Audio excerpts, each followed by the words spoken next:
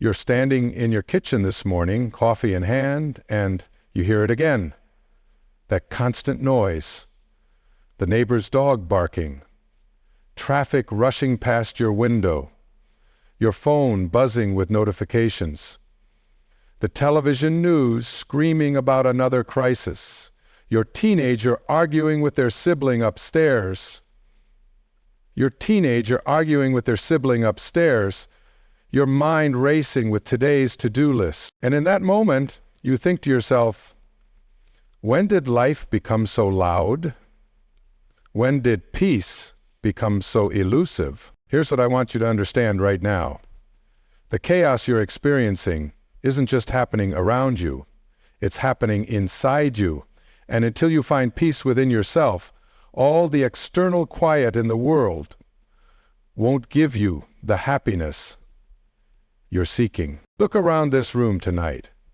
Each one of you came here carrying the weight of a chaotic world. You're exhausted from trying to find peace in all the wrong places.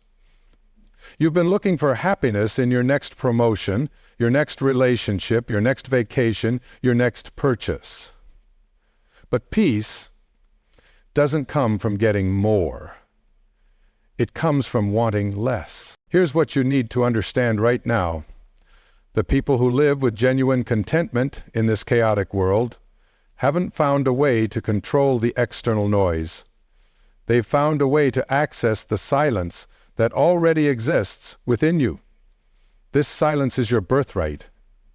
It's been waiting for you your entire life. As I wrote in The Power of Intention, you came into this world from a place of perfect peace. That peace is still there, buried beneath layers of conditioning, expectations, and the belief that your happiness depends on external circumstances. Tonight you're going to remember who you really are beneath all that noise. Now listen to me carefully. When was the last time you sat in complete silence? Not the silence where you're planning tomorrow's meetings, not the silence where you're replaying yesterday's conversations. I'm talking about the silence where you're simply present with what is right here, right now. Can't remember, can you? And that's exactly why you're struggling. You've become addicted to stimulation. Your mind has become like a radio that's constantly scanning for the next station, the next thought, the next worry, the next distraction. You've forgotten how to tune into the one station that's always broadcasting peace, your own inner awareness. I need you to see what's happening in your daily life. You wake up and immediately reach for your phone. Before your feet hit the floor, you're already consuming other people's thoughts, other people's problems, other people's urgency. You're filling your mind with information about wars you can't stop, politics you can't control, and celebrities you'll never meet. Then you rush through breakfast. While planning your day, you sit in traffic while your mind rehearses conversations that haven't happened yet. You arrive at work already depleted, and the day hasn't even begun. By evening, you're so overstimulated that you need television, alcohol, food, or shopping just to numb the noise in your head. You've created what I call a lifestyle of perpetual distraction. And then you wonder why you can't find peace. Here's the truth you need to face. This is why you're struggling to find peace. You've been taught to believe that peace is something you earn through accomplishment, rather than something you access through awareness. You need to understand this right now. You are not what you do for a living. You are not what you have accumulated. You are not what others think of you. You are a spiritual being having a temporary human experience. But you've forgotten this truth. You've identified so completely with your roles, your possessions, your achievements, and your problems that you've lost touch with the eternal part of yourself that remains unchanged by any external circumstance. Let me give you a simple analogy that will change everything for you. Imagine you're watching a movie. The screen shows scenes of war, romance, comedy, tragedy. The images change constantly, but the screen itself remains unaffected. It doesn't become wounded by the war scenes or excited by the romance. It simply provides the space for all experiences to appear and disappear. You're like that screen. Your true self is the awareness in which all your experiences arise. Your thoughts, emotions, circumstances, and challenges are like the movie. They come and go, but the awareness that observes them remains peaceful, whole, and undisturbed. Awareness coming in gold. Let the body, the heart, but here's the secret you've been missing. To find peace in chaos, you must learn to identify with the screen rather than the movie. But here's what you're doing instead. You're trying to find peace by controlling the movie. You exhaust yourself trying to make sure only pleasant scenes appear on your screen. You become angry when difficult scenes arise. You become attached to beautiful scenes and suffer when they end. This approach will never work because you cannot control the content of life. Life will present you with loss, disappointment, illness, aging, and death, regardless of how hard you try to avoid these experiences. But you can always choose which aspect of yourself you identify with: the temporary experiences or the eternal awareness that witnesses them. Now let me tell you what happened when someone just like you learned this truth. Elena was having panic attacks in grocery stores. She was a successful marketing executive, mother of 3, marathon runner, and community volunteer. On paper, she had everything. But she was having panic attacks surrounded by cereal choices. Her panic attacks weren't about cereal. They were about the overwhelming complexity of modern life. Her nervous system was short-circuiting from chronic overstimulation. She'd lost touch with her inner compass. When I asked her about peace, she remembered being 8 years old, sitting by her grandmother's lake, just watching the water, completely content. But she'd learned that sitting still was lazy, that quiet time was wasted time, that her worth was measured by how busy she could be. So I taught Elena something that will change your life too, a practice I call conscious breathing. Not complicated meditation, simply paying attention to her breath for 5 minutes each morning. Affirmation plus light breath just to force a few 5 minutes before governments. Elena resisted. "I don't have time for this," she said. "I have 3 kids to get ready for school, emails to answer, meetings to prepare for." Here's what I told her and what I'm telling you right now. You don't have time not to do this. You're living in chronic stress. 5 minutes of conscious breathing will give you more clarity and efficiency than 50 minutes of stressed thinking. So Elena committed to 5 minutes of breathing practice each morning, not to achieve anything, not to solve any problems, just to reconnect with the part of herself that exists before thoughts, before worries, before the day's demands. And here's what you need to know. After just 1 week, Elena could feel her heartbeat without placing her hand on her chest. She could sense her nervous system shifting from agitation to calm. She began to recognize the difference between thinking about her breath and actually experiencing her breath. For the first time in years, Elena had found an island of stillness in the ocean of her busy life. But here's what will amaze you. As Elena learned to access inner peace through conscious breathing, her external life became more peaceful too. Not because her circumstances changed, but because her relationship to her circumstances changed. The traffic that used to make her rage became an opportunity to practice presence. The long line at the coffee shop became a chance to observe her thoughts without judgment. The chaos of getting 3 kids ready for school became a dance rather than a battle. Elena discovered what you're about to discover tonight. When you change the way you look at things, the things you look at change. This is the secret you've been missing. You've been trying to find peace by rearranging your external world. But peace isn't found in external circumstances. It's found in your internal response to external circumstances. Now let me tell you about Robert. He was a successful attorney working 70-hour weeks, barely seeing his family, drinking too much, constantly irritated by everyone around him. Robert's strategy for happiness was simple. Work harder, make more money, achieve more status, and eventually he'd be successful enough to be happy. But the more he achieved, the more stressed he became. Success had become a prison rather than a pathway to peace. I asked Robert to try an experiment.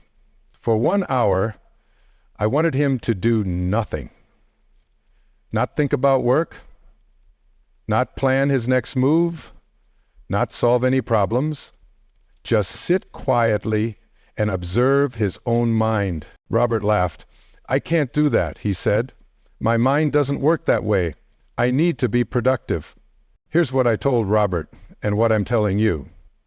Your mind is like a muscle that's been lifting weights for so many years, it's forgotten how to relax. You need to teach it how to be still. So Robert agreed to try. For the first 10 minutes, he was physically uncomfortable. His legs felt restless. His hands wanted to reach for his phone. His mind generated urgent thoughts about everything he should be doing instead. But I encouraged him to stay with the discomfort, to notice it without trying to fix it, to observe his addiction to stimulation without judging it. And then something shifted. Robert's breathing deepened, his shoulders relaxed, the chatter in his mind began to slow down. For the first time in months, he experienced what he later described as the sound of silence. In that silence, Robert remembered something he'd forgotten. He remembered why he became an attorney in the first place, to help people. Somewhere along the way, helping people had become secondary to accumulating billable hours. Purpose had been replaced by productivity. That 1 hour of stillness gave Robert more clarity about his life than years of strategic planning. He realized he didn't need to find peace. He needed to stop covering it up with constant activity. This is what you need to understand. Peace isn't something you create. It's something you uncover. It's like the sky behind the clouds. The clouds of thoughts, worries, and distractions may temporarily obscure it, but the sky itself is always there, always clear, always vast. Your true nature is like that sky.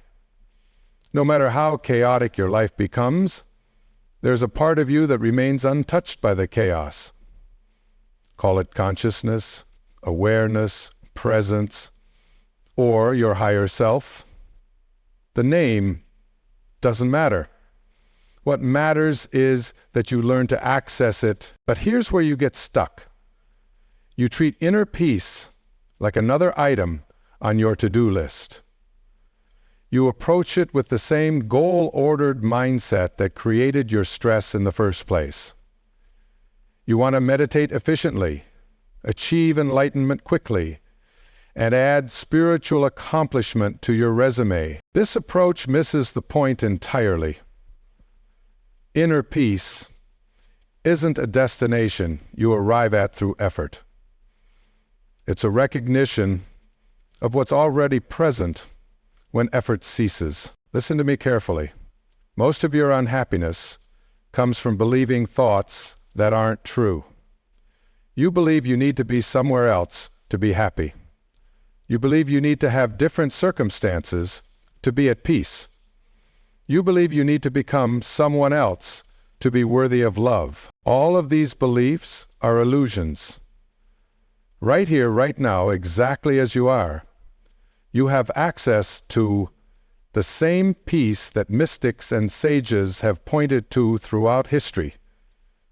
Perversely, it is only access to the same peace that mystics and sages have pointed to throughout. Right now, I'm going to teach you a practice that can transform your relationship with chaos forever. I call it the pause. Whenever you notice yourself becoming stressed, overwhelmed, or reactive, simply pause. Don't try to solve the problem. Don't try to change the situation. Don't try to think your way out of the feeling. Just pause. In that pause, take 3 conscious breaths. Not thinking about breathing, but actually experiencing the sensation of air entering and leaving your body. Feel your feet on the ground. Notice the sounds around you. Observe your thoughts. As if you were watching clouds pass through the sky, this pause is like stepping out of a movie theater in the middle of an intense film. Suddenly, you remember that you're not actually in danger. You're simply watching a story unfold. The drama continues on the screen, but you're no longer identified with it. You can practice this pause anywhere. In traffic, during difficult conversations, when your phone rings with bad news, when your mind starts racing with worry about the future. Each time you pause, you're strengthening what I call your peace muscle. You're training yourself to return to your center regardless of what's happening around you. But I need to warn you about something. When you start practicing presence, your ego will resist. Your mind will tell you that sitting still is lazy, that inner work is selfish, that you don't have time for such practices. This resistance is normal. Your ego has invested its entire identity in the belief that you are your thoughts, your achievements, and your problems. When you start identifying with awareness itself, the ego feels threatened. You might notice increased thoughts about everything you should be doing instead of being present. You might feel guilty for taking time for inner peace. You might judge yourself for not being better at these practices immediately. All of this is part of the process. Don't fight the resistance. Simply notice it with the same kind awareness you bring to everything else. Remember, you're not trying to stop thinking or eliminate all stress from your life. You're learning to change your relationship with thinking and stress. You're discovering that you are not your thoughts any more than you are the weather. Here's what people discover when they commit to this inner work. External chaos begins to feel less personal. Other people's emotions stop hijacking your peace. Unexpected changes become adventures rather than crises. Difficult people become teachers rather than enemies. You start to understand what Jesus meant when he said, "In the world you will have trouble, but be of good cheer, for I have overcome the world." He wasn't talking about avoiding difficulties. He was talking about finding the part of yourself that remains unshaken by any difficulty. This is the secret to true happiness that most people never discover. Happiness isn't the absence of problems. Happiness is presence in the midst of problems. It's the recognition that you are larger than any circumstance you could ever face. As I've said countless times, when you change the way you look at things, the things you look at change. But I want to take this deeper tonight. When you change the way you look at yourself, your entire experience of life changes. Most of you believe you are a body with a soul. The truth is, you are a soul with a body. Most of you believe you are a person having occasional spiritual experiences. The truth is, you are spirit, having a temporary human experience. This shift in identity is the foundation of lasting peace. When you know yourself as pure awareness, temporarily expressing through human form, you stop taking the human drama so personally. You begin to see life as play rather than work. Challenges become opportunities for growth rather than threats to your well-being. Other people become fellow souls on a journey rather than competitors for limited resources. This doesn't mean you become passive or uncaring. It means you engage with life from a place of inner stability rather than inner chaos. You respond rather than react. You choose rather than automatically follow conditioned patterns. But let me share one final story.